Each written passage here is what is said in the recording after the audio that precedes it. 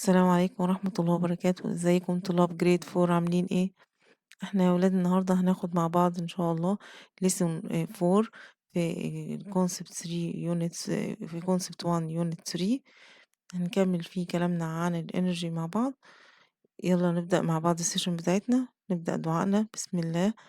رب اشرح لي صدري يسر لي أمري واحلل لي عقدة من لساني يفقهوا قولي. بسم الله. احنا يا ولاد الليسون بتاعنا في النهاردة هنكمل كلامنا عن الانرجي، نفس الكلام الليسونز اللي فاتت. هنتكلم فيه عن نتكلم عن follow the the flow. ماشي. هنتابع بقى مسار الانرجي ازاي، احنا زي ما احنا كنا بنتكلم في السيشنز اللي فاتت ان احنا الانرجي تشين كنا واخدينها قبل كده في كل ديفايس ونفس التفاصيل. هو نفس كلامنا في الليسون ده هيكون عن نفس المحتوى إن شاء الله. هنا بيقول لي according to the law of a conservation of energy. فاكرين السيشن اللي فات احنا ختمنا السيشن بتاعتنا بلو كنا سميناه اسمه ايه؟ اسمه conservation of energy أو قانون بقاء الطاقة. تمام. كان بيقول ايه اللو ده يا ولاد؟ لو انتوا لو فاكرين شاطرين حفظتوه من السيشن اللي فات، انا قلت لكم احفظوا عشان طبعا لما يجي كساينتفك تيرم او يعني complete او كده. تمام. احنا قلنا ان ال law of conservation of energy هو بيتكلم عن ان energy can neither be created nor destroyed but only converted from one. تمام. from a one form of energy into another. يعني ايه الكلام ده؟ لما قلنا السيشن اللي فات ان احنا الانرجي اللي عندنا يا ولاد احنا مش بنخلقها من جديد. تمام. ومش بنعملها تحطيم كامل، مش بتنتهي تماما، لكن ايه، احنا بنحولها دايما، بتتحول من شكل لشكل، من شكل لشكل تاني. يعني هي احنا مش بنستحدثها من جديد ولا بان احنا بندمرها، لا مش بتفنى خالص، لا هي ان انت الفكرة ان احنا الانرجي عندنا لو لاحظت في كل الليسنز اللي فاتت كنا بنتكلم عن انرجي ان احنا بنعمل ايه، بنعمل بس شكل تغيير الانرجي. تمام. بتتغير شكلها من شكل لشكل تاني على حسب احنا محتاجينها في ايه. فاهمين؟ هي دي فكرة الايه اللو اللي معانا في الليسون بتاعنا. تمام. فهنا بيقول لنا according to the law of conservation of energy all the energy that enters the device must finally لازم في النهاية تكون ايه come out of it either in the same form or ايه another ايه other ايه forms. تمام. هنا بيقول لي ايه؟ بيقول لي all device كل الأجهزة عندنا have a energy coming in أو coming out. يعني ايه؟ يعني احنا كل الأجهزة اللي حوالينا دي بيبقى بيحصل لهم ايه؟ بيحصل لهم coming، يدخل لهم coming energy، بيدخل طاقة جواهم وبيحصل لها ايه، وفي ناخد كمان شكل energy تانية بيحصل لها come out. تمام. مش احنا كده خدنا في السيشنز اللي فاتت دي، خدنا ان كل ديفايس خدناه، خدنا الانرجي اللي بتحصل لها كم اللي بتدخل جواه وقلنا إن بنسميها input energy، ومن الناحية التانية إن يخرج منه انرجي نوع تاني بنسميه output energy.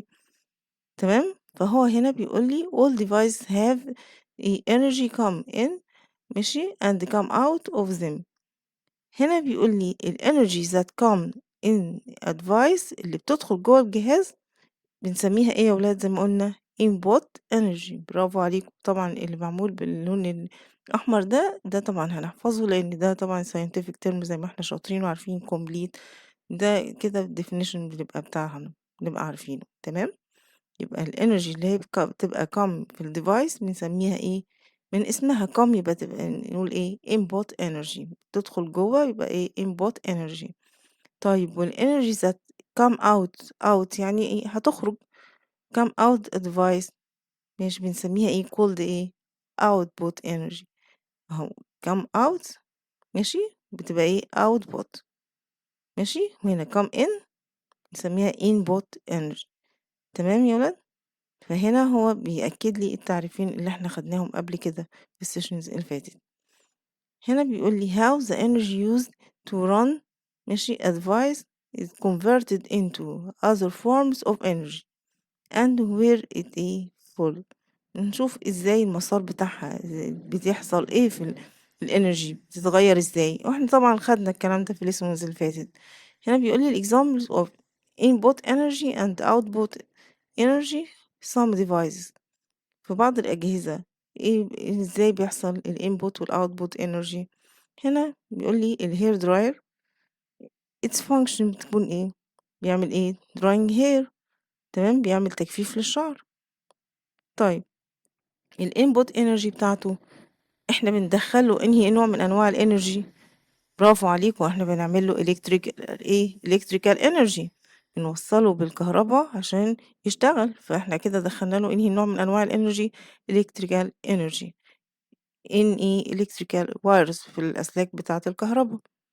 طيب الoutput energy الenergy اللي أنا هاخدها اللي هتخرج منه هتكون إيه؟ زي ما اتفقنا قبل كده إنه ناخد منه 3 أشكال 3 forms للenergy بيطلعوا من من hair dryer.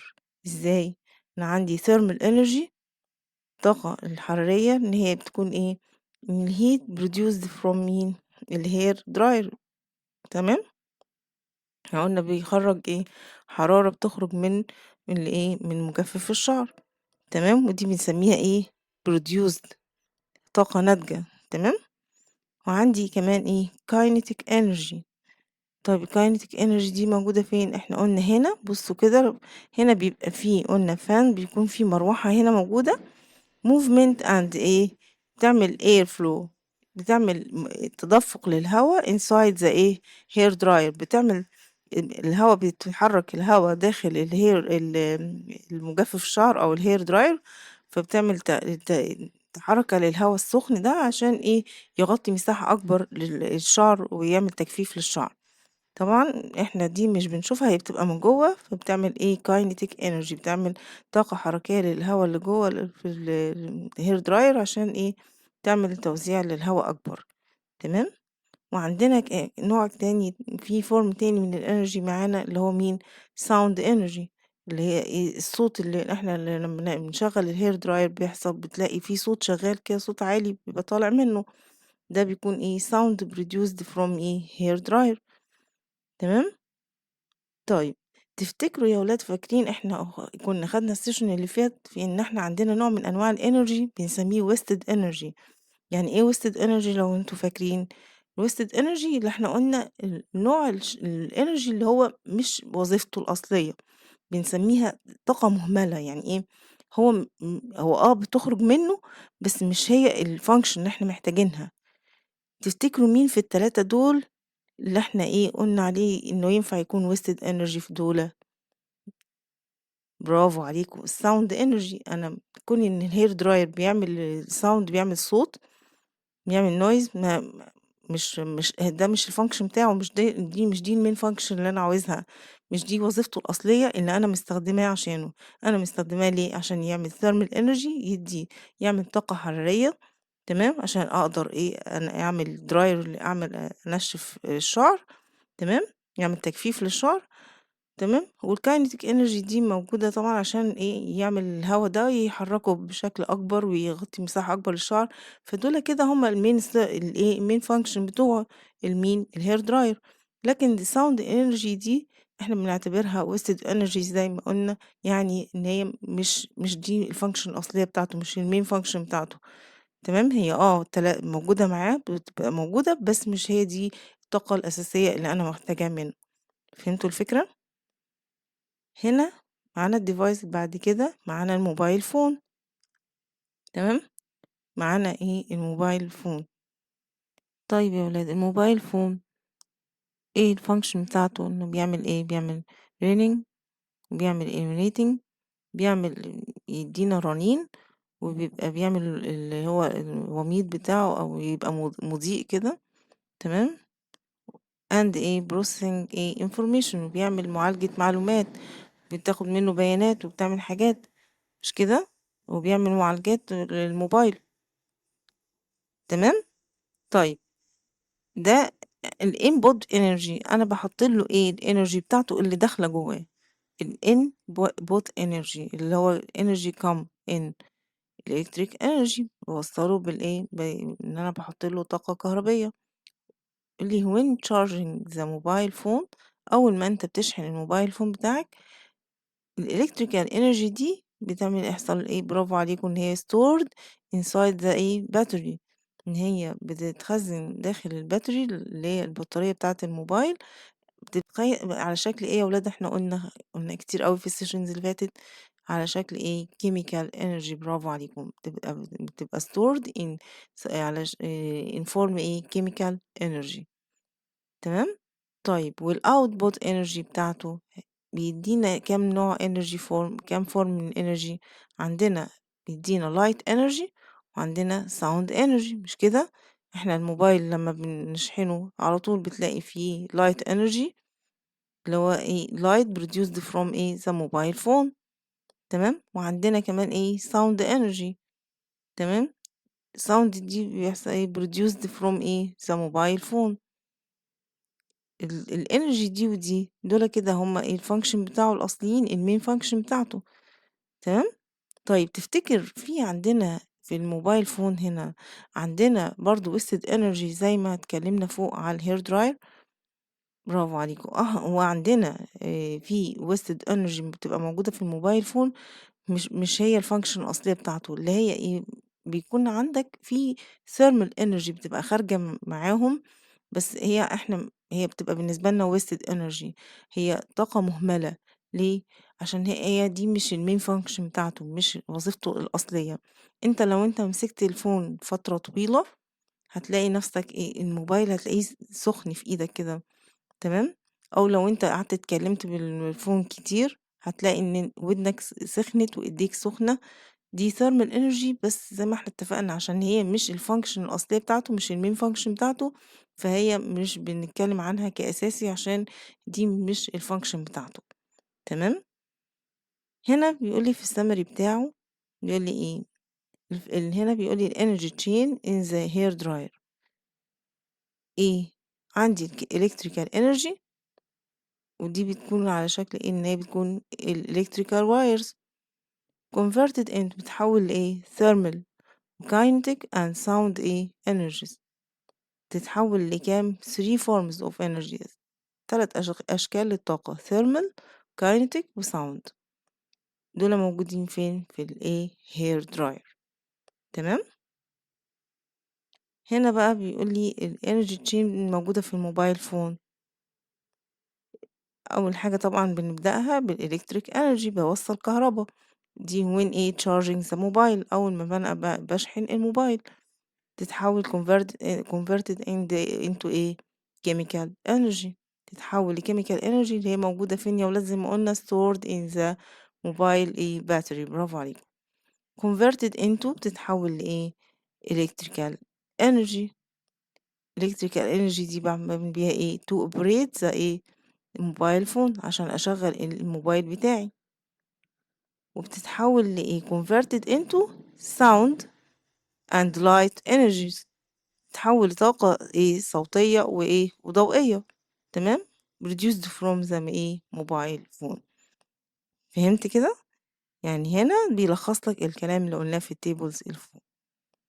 هنا عندي نوت صغيرة في الليسون بتاعتي بيقول ايه when we track the path of energy in any device، لو احنا تتبعنا المسار بتاع الانرجي طاقة في أي جهاز it looks like the device is a losing energy.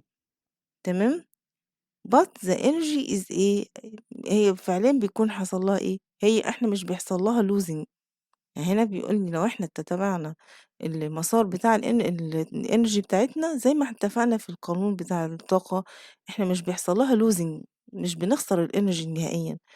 but the energy is ايه، بيحصل لها ايه converted into، ماشي، هي في الحقيقة بيحصل لها converted into another form، لإيه شكل تاني. زي ما احنا قلنا احنا الانرجي عندنا مش بيحصل لها destroy، مش بتنتهي، مش بتتدمر، لا احنا بنحولها لشكل تاني. ده ضروري قوي ان انت تكون فاهمه.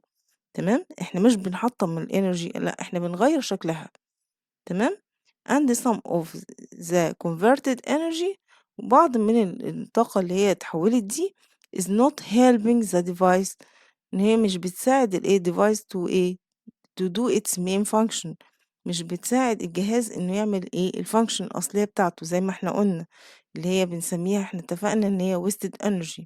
هي مش مفيدة بالنسبة لي، فمش مهم، مش هي الأساسية في الfunction بتاعة الإيه الdevice اللي معايا، تمام؟ هنا بيقول لي إن الnoise. طب إحنا إيه الwasted energy هنا بقى بيوضحها لك، بيقول الnoise اللي هي sound energy from the hair dryer. زي ما قُلنا الsound اللي طالع من الhair dryer considered as wasted energy. إحنا بنعتبره إيه wasted energy، طاقة مهملة. ليه؟ because طبعًا ممكن ييجي ده give reason because sound energy doesn't إيه help the device do its main function. عشان هو ده الsound هو مش الfunction الأصلية للhair dryer. أنت مستخدم الhair dryer عشان تعمل بيه إيه، عشان تعمل dry للhair بتاعك، عشان تعمل تنشيف تجفيف للشعر. فالصوت ما هو مش هو الfunction الأصلي اللي أنت عاوزه منه، مش هي الmain function، فاهم؟